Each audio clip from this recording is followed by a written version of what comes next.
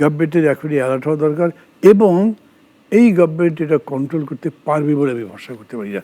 That is my, কী বলবো, সবচেয়ে বড় আশঙ্কা। যে এখনকার খুব মানে একদম বাস্তব পরিস্থিতি, যেটা সাম্প্রতিক সময়ে যেটা মানুষের মধ্যে একটা বড় একটা আতঙ্ক তৈরি হয়েছে, যে যেটাকে অনেকে শুরুর দিকে বলা হচ্ছিল মব জাস্টিস, এখন অনেকে বলছে এটা মব সন্ত্রাস।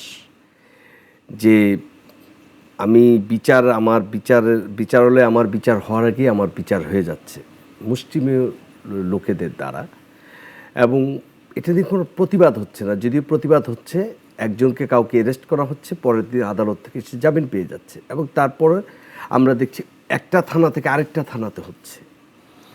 এটা আগে ছিল রাজধানী কেন্দ্রিক বা বিচ্ছিন্ন দুই একটা শহরে, এখন আমরা দেখছি গ্রামে গঞ্জে ছড়িয়ে যাচ্ছে, এবং এটার মাত্রা ভয়ঙ্কর হচ্ছে। সরকারের স্বরাষ্ট্র উপদেষ্টা ঘটনা ঘটার পরে শুধু একটা কথাই বলছে, আমরা কোনোভাবেই এটাকে হতে দিব না, কিন্তু ঘটনা ঘটছেই, কোনো দৃষ্টান্তমূলক কোনো কিছু নাই, এবং আমাদের সরকারের প্রধানের দিক থেকে এটা নিয়ে কোনো বক্তব্য নেই। আপনি একজন সচেতন নাগরিক হিসেবে আপনাকে জিজ্ঞেস করছি যে আপনি কি বিষয়টাকে আতঙ্কিত হন কিনা, বা চিন্তা করলে আপনার নিজের অনুভূতি কী? আমি আতঙ্কিত হই না, কারণ আমি এই মব সন্ত্রাসে পড়বো মনে করি না। মানে এটা কেন বলছি, ধরেন এত বছর রাজনীতি করবার কারণে আমার যে পরিচিতি আছে ওই রকম জায়গায় যাব না।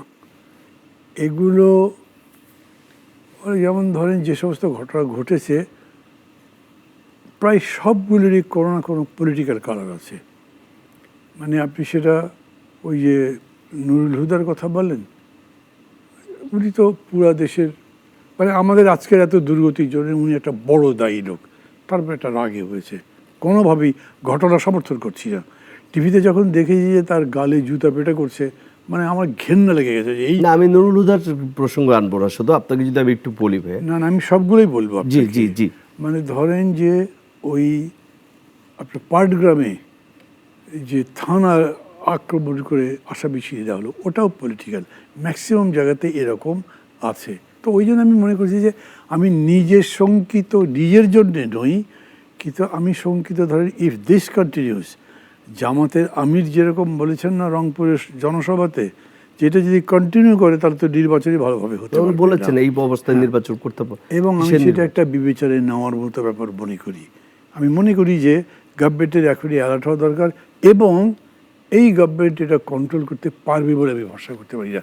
দ্যাট ইজ মাই, কী বলবো, সবচেয়ে বড় আশঙ্কা। যে পটিয়াতে যে ঘটনাটা ঘটলো, এরপরে পুলিশের ভিতরে আমরা বিভিন্ন সময় জানতে, যেমন ধানমন্ডিতে যখন এই একটা ঘটনা ঘটতে যাচ্ছিল, একটা বাসা থেকে একজন ব্যবসায়ীকে সমন্বয় পরিচয় দিয়ে তুলে আনতে চাচ্ছিল, তখন ধানমন্ডি থানার ওসি খুব সাহসিকতার পরিচয় দিয়ে যারা গিয়েছিল তাদেরকেই তিনি থানায় নিয়ে এসে বন্দি করেন।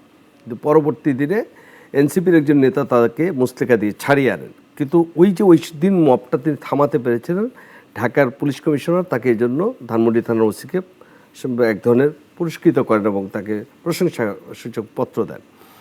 আমরা দেখেছিলাম চিটাগাঙে পটিয়াতে যেটা হয়েছিল, পটিয়া থানার ওসির ক্ষেত্রে হয়েছে, এবং বলা হলো ফেসবুকে যে পটিয়া থানাকে মাটির সাথে মিশিয়ে দিতে হবে। 9 ঘন্টা ঢাকা কক্সবাজার হাইওয়ে রোড অবরোধ করে রাখালো, এবং সরকার তাদের দাবি মেনে নিল।